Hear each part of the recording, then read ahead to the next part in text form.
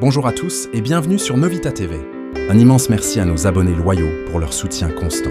Si c'est votre première fois ici, nous sommes ravis de vous accueillir. N'oubliez pas de vous abonner et d'activer les notifications pour ne rien rater de nos nouvelles vidéos. Rejoignez notre fantastique communauté et ne manquez aucune de nos passionnantes aventures. Votre soutien est essentiel, alors cliquez sur s'abonner et partez avec nous. Salut la famille, je vous souhaite la bienvenue. Aujourd'hui, nous allons examiner la pression exercée par les États-Unis sur les Rwandais présents en République démocratique du Congo. Restez avec nous, car nous allons suggérer des actions que le président pourrait envisager pour éviter que les incursions rwandaises et ougandaises sur le sol congolais ne se reproduisent dans les années à venir. Celui qui ferme les yeux devant le danger finit par marcher dessus. La pression américaine est réelle, mais elle ne suffit pas. Le Congo doit anticiper et agir, car les incursions ne disparaîtront pas par magie.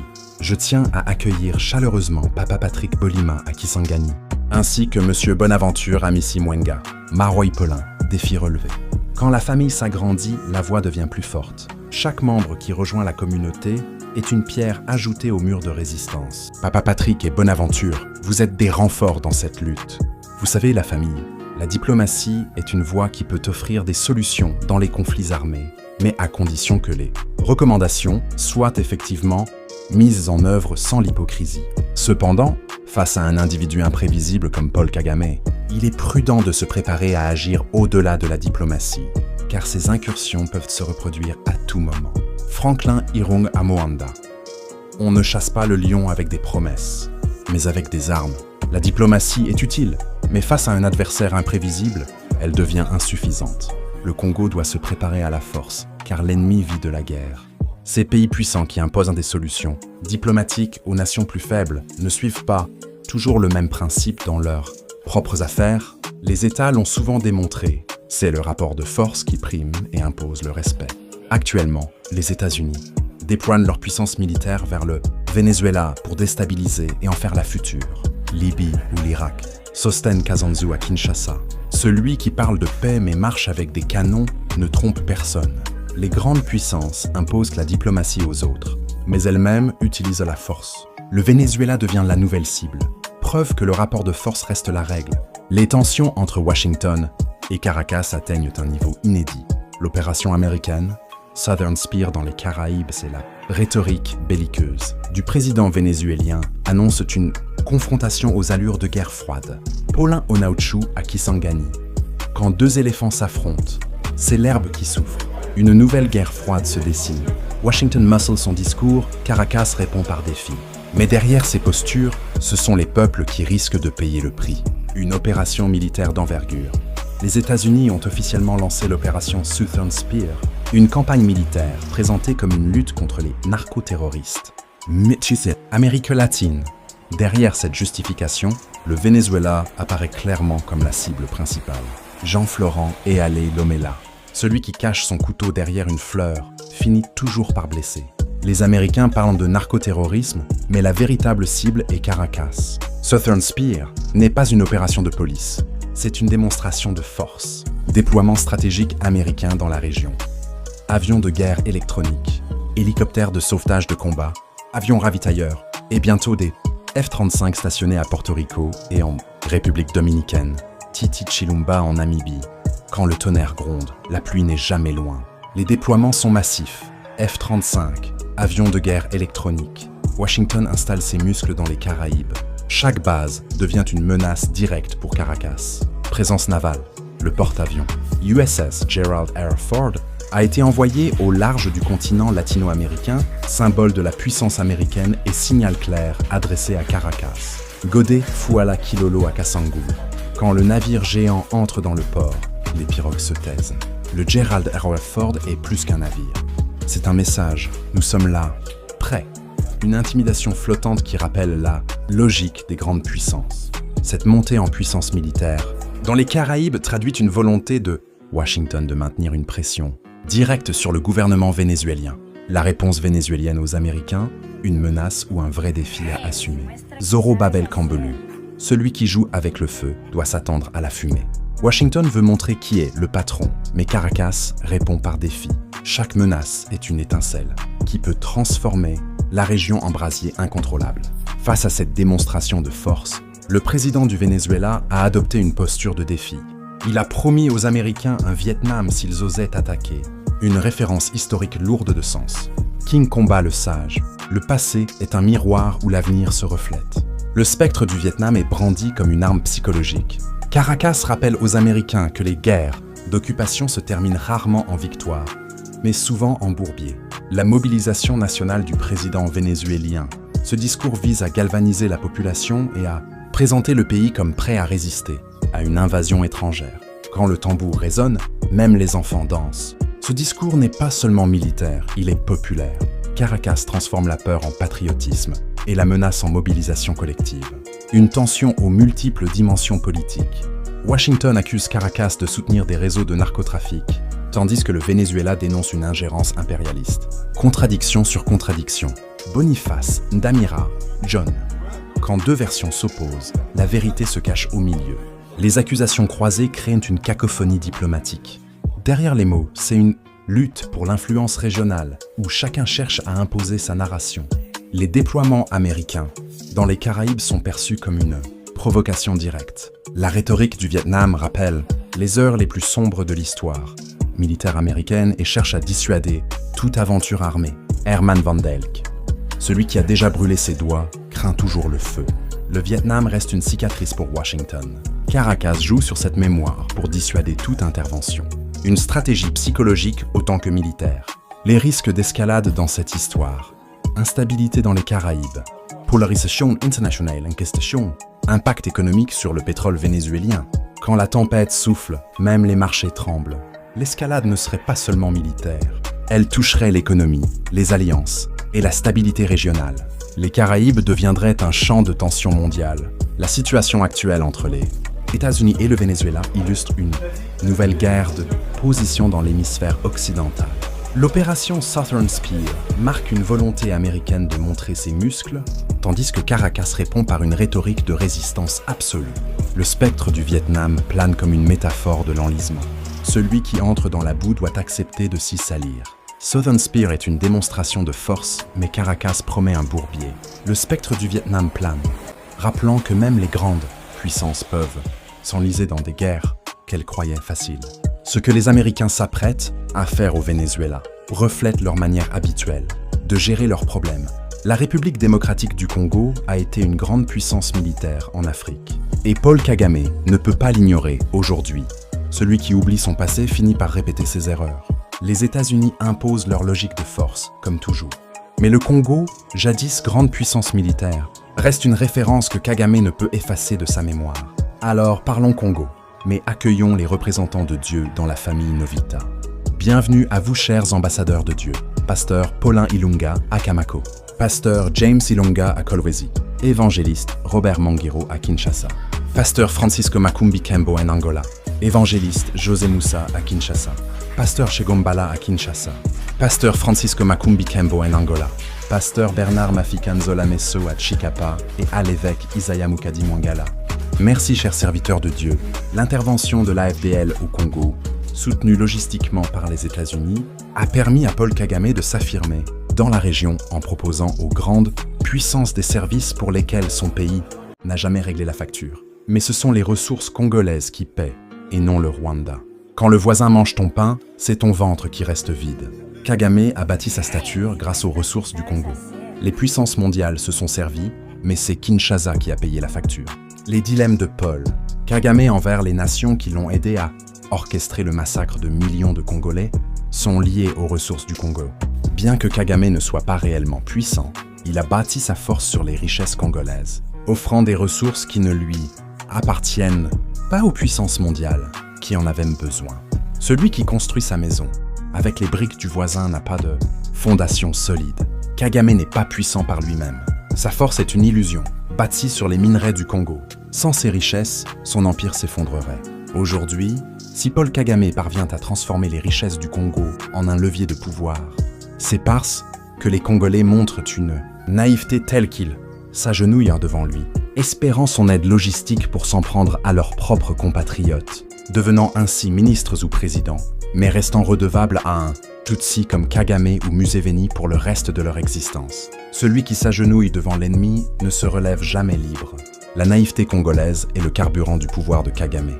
Les élites vendent leur dignité pour des postes, mais restent prisonnières de leur soumission. Le comble dans tout ça est que des Congolais quittent d'autres provinces pour se diriger vers l'est du pays afin de devenir chefs rebelles, car là-bas, ils trouvent des individus prêts à leur fournir des armes pour tuer et exploiter les ressources du Congo. Ils deviennent ainsi des marionnettes, ne profitant en rien de ces pillages, seulement des cortèges dans les rues de grandes villes et vivant dans l'opulence. Le pantin qui danse croit être libre, mais c'est la ficelle qui décide. Ces Congolais rebelles ne sont que des marionnettes. Ils tuent pour des armes, mais les richesses partent ailleurs. Leur récompense, des cortèges et une opulence vide. Pour ces Congolais naïfs, Kagame peut s'emparer de tout. Ce qui se trouve sur le sol congolais, tant qu'ils ont accès aux institutions du pays et qu'ils pilafent les impôts des contribuables congolais, car en réalité, aucun Congolais n'a réellement profité des richesses de son pays. Celui qui garde la clé mais laisse la porte ouverte n'a plus de maison. Les Congolais naïfs protègent les institutions mais laissent les richesses s'échapper. Résultat, Kagame s'empare de tout et le peuple reste pauvre. Récemment, Magloire Paluku a été tué par ces mêmes Tutsis. Pourquoi ? Parce que, pour eux, les Congolais doivent se contenter de postes de ministres, tandis que tout ce qui concerne les ressources minières congolaises doit être laissé au Rwanda et à l'Ouganda. Celui qui touche au trésor des voleurs signe son arrêt de mort. Magloire Paluku a payé de sa vie pour avoir compris la vérité. Les postes sont pour les Congolais, mais les minerais pour Kigali et Kampala. Les Willy Ngoma, Corneille Nangaa et Bertrand Bisimwa sont désormais des captifs des Tutsis, condamnés à vivre éternellement sous leur contrôle. Ils n'ont plus la possibilité de quitter les zones où ils se trouvent et sont voués à servir Kagame jusqu'à leur dernier souffle. Quiconque tente de s'échapper, comme Magloire Paluku, est immédiatement éliminé. Celui qui signe avec le diable ne peut pas effacer l'encre. Ces leaders sont prisonniers de leur propre choix. Servir Kagame est devenu une condamnation à vie. La fuite est impossible, la liberté est un mirage. Corneille Nangaa et les autres réalisent parfaitement qu'ils ne tirent aucun bénéfice de leur situation actuelle. Cependant, il est trop tard pour eux. Les Nangaa et les autres, Congolais naïfs du mouvement, Rwandais ne mettent jamais leurs pieds dans les endroits où les ressources minérales sont extraites, et personne parmi eux, y compris Kabila, ne s'y rend. Celui qui mange à la table sans voir la cuisine ne sait pas qui prépare. Nangaa et les autres savent qu'ils ne profitent de rien. Les minerais sont exploités ailleurs, loin de leurs yeux. Leur rôle est limité aux institutions, jamais aux richesses.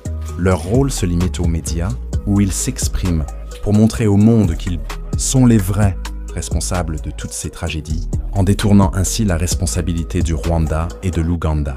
Ce qui veut dire, nous nous tuons, les Congolais, et vous portez le chapeau. Celui qui crie le plus fort cache souvent ses fautes. Ces individus manipulent les médias pour détourner la vérité. Le Congo devient son propre bourreau aux yeux du monde, pendant que les vrais responsables se cachent derrière le rideau. Ces individus occupent des postes au sein des gouvernements, devenant des figures politiques après avoir imploré Kagame et Museveni de leur fournir les moyens d'éliminer leurs propres compatriotes, y Congolais, pour devenir ce qu'ils cherchent à devenir. Mais à quel coût tout ça ? Le trône obtenu par la trahison est toujours bancal. Ces politiciens ont acheté leur pouvoir avec le sang de leurs compatriotes. Leur ascension est une illusion, car elle repose sur la soumission à des mentors étrangers. C'est vraiment désolant de voir qu'il y a des Congolais qui soutiennent ces partis politiques dirigés par ces anciens bourreaux. Même Ruberwa avait ses partisans dans son parti au Congo, ce qui témoigne de l'aveuglement de certains Congolais. Celui qui applaudit le voleur devient complice du vol. L'aveuglement populaire nourrit la trahison. Soutenir des bourreaux, c'est accepter de prolonger l'humiliation nationale.